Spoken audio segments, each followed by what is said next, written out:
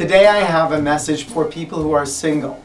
There are two kinds of single people. Either there are those people who want to get married or those people who don't want to get married. The people who want to get married oftentimes fall into two categories. Either they want to get married because they desire to be loved, they're a little lonely, they crave companionship and intimacy, or there's a person who desires to love others. They want to have children, they want to be a giver, and there's no one to be the subject of their givingness. People who don't want to get married, oftentimes it's because, well, they admit they're selfish. In other words, they might stop and say, listen, either they've given up on ever finding the right person, or they just say, listen, I'm used to being alone. I come when I please, I go when I please. I don't want to change it up. I have nice nieces and nephews. Those are the people that I like spending time with, and when I'm done with them, I wash my hands and I walk away. But basically, it's because they're selfish. Well, in Judaism, of course, we think in a broader spectrum. If you ask yourself, who are the happiest, most likable people you know, chances are you will realize that they are givers. Giving people are happy people. Giving people are likable people.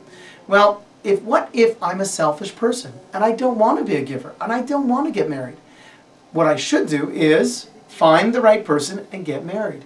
In other words, either I'm self-motivated to do the right thing, or I should put myself in a position that I'm forced to do the right thing. So if I really want to be a happy person, I really want to be a likable person, I should put myself in a position that forces me to become a giver. Okay, now you've resigned yourself to get married, but the right person just isn't coming along. I have a few pieces of advice for that person. The first one is understand that all of life is about developing a better, closer relationship with God. And that a person has to develop a trust in the Almighty that they are in the best possible life situation vis-a-vis their own free will decisions that they could possibly be in. In other words, if I'm single today, that's because it's good for me today to be single.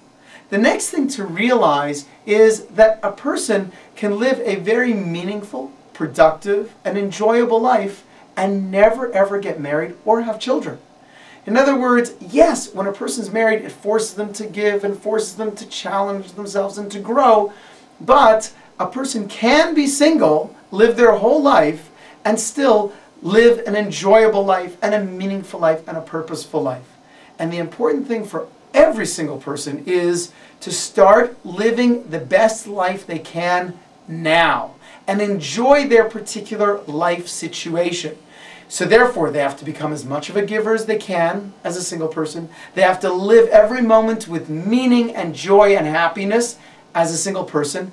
And if they do that, they are much more likely to find the person that they want to spend the rest of eternity with. You can't have one without the other. No, sir.